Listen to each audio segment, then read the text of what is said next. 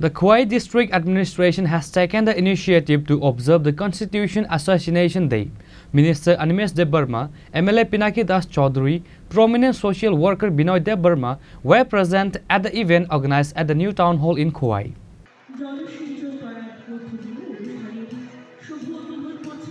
State Forest Minister Animesh Debbarma inaugurated the event by pouring water on trees on the occasion of Constitution Day.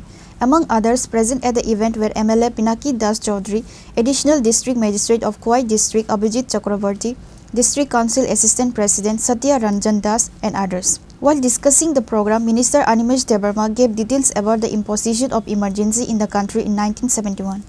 The 25 June 1975 দেশের মধ্যে জরুরি আইন ঘোষণা করল। কি হয়েছে জানেন আপনারা? আমি খুব বেশি দূরে যাব না। 1 লক্ষের উপর সারা দেশে 1 লক্ষের উপর নেতা, বিজনেসম্যান যারা ইন্দিরা গান্ধীজির বিরুদ্ধে ছিলেন তাদের কোনো কথা নাই। দরজা খুলছে রাত্রিবেলায়, সকালবেলায় পুলিশ কি ব্যাপার, জেলে চলে। কারণ আপনি দেশের বিরুদ্ধে, আপনি যদি বাড়িতে থাকেন এই দেশের অনেক থ্রেট হতে পারে। আমাদের কয়েক কারা গ্রেপ্তার হয়েছেন তখন হরেন্দ্র শাহ রিফাইনারি উনি গ্রেপ্তার হয়েছেন, চোপড়া ব্রাদার্সের মালিক উনি গ্রেপ্তার হয়েছেন, আর প্রফুল্ল